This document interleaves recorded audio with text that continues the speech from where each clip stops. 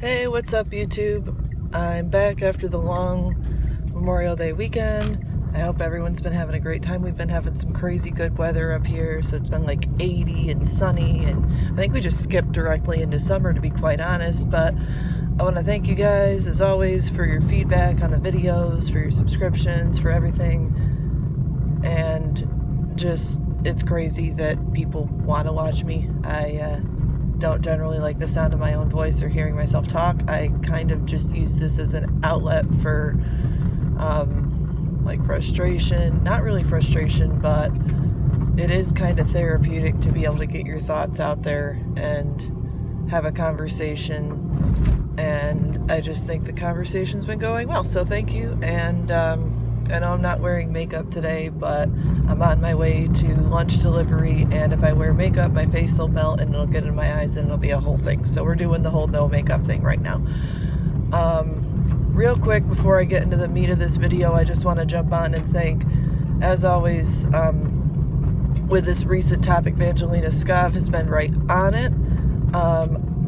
Entropy System is no longer doing YouTube. Fragmented Psyche is no longer doing YouTube.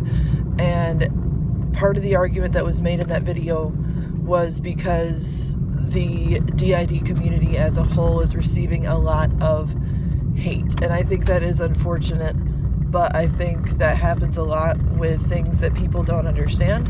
And I would encourage people to educate themselves while Disociadid is taking time for her mental health and well-being, to go ahead and educate themselves and watch her videos and learn a little bit more about this disorder before labeling her as a crazy person. And I don't necessarily think Entropy System was in the right for saying that Disociadid needed to come back and answer to all of what's going on. I think she'll come back when she needs to come back, and I think the community as a whole is just in need of a lot of healing, and they're going through a lot right now. So just best wishes, and hopefully things turn out from there.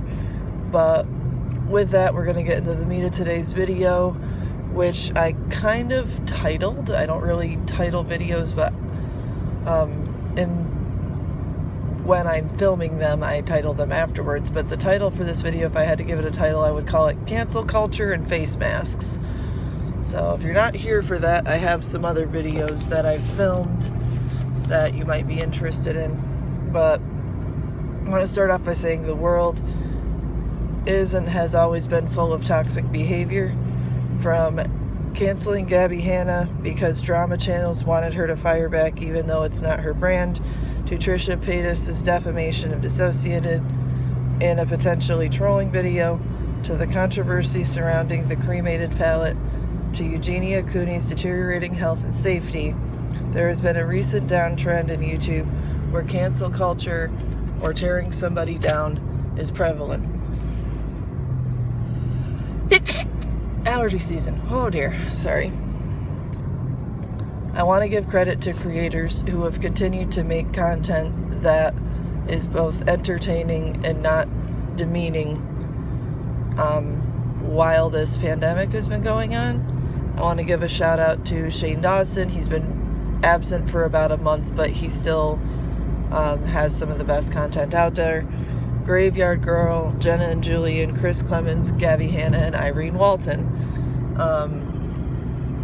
Now I know I'm gonna probably get a lot of hate from the Gabby Hanna Jesse Smiles video, but what I'm gonna say on that note is you can't judge somebody's mental health journey without actually being them.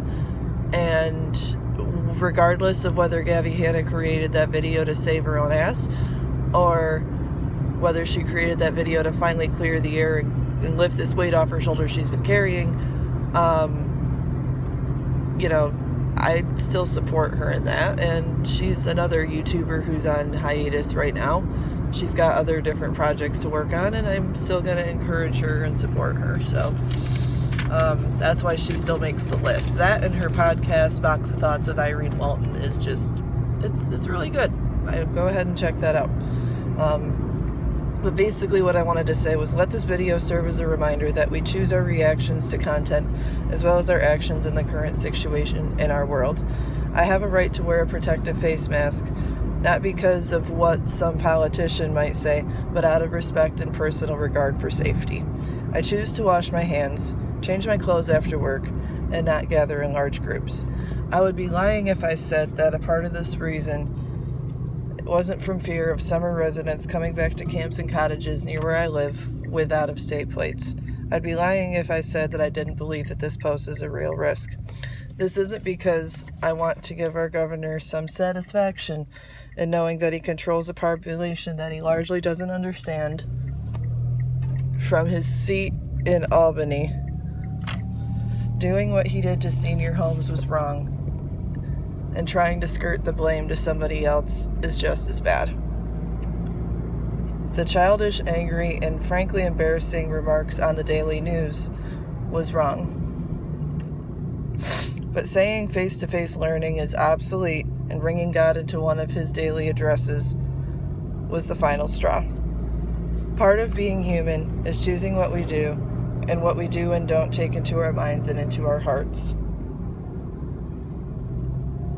But we must have a regard for safety and responsibility for our actions.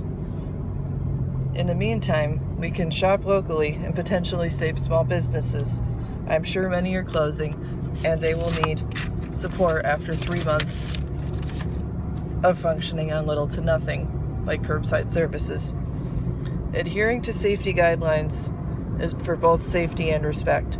If I go to Lowe's, Tops, Dollar General, my local thrift store, and I see employees wearing masks, then I'm going to put on my mask because that is my current choice until they change things and I see employees without them. I don't understand how people complain about wearing a mask for a half hour in a store when there's people wearing them for 8, 12, 16, however long hour shifts trying to save lives. Y'all are being selfish. And if you don't like me for that, again, you can click away.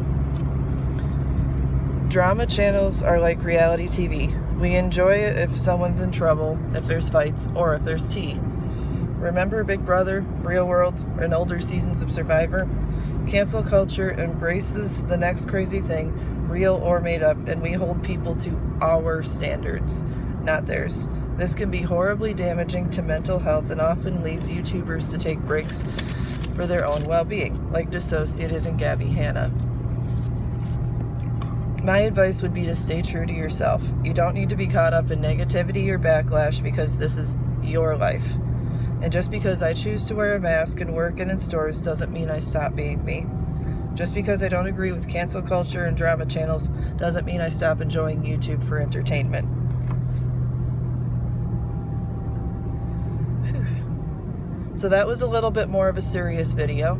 I have a video I'm really excited for planned for Thursday. We're finally going to talk about Shane Dawson. I really had to jump in and kind of do some write-up for it like what I did for this one. It's going to be a little bit more pre-planned. I'm probably going to jump back into my more spontaneous and not planned type videos where I don't have a notebook with stuff written down next week, but this week I wanted to do some research and put in some effort and see how it goes. So if you can, subscribe, check out some of the other stuff I posted. I know I have 11 subscribers. It's never been about the numbers. It's been about having a conversation and using YouTube as an outlet for creativity. So thank you guys for watching. Have a great day.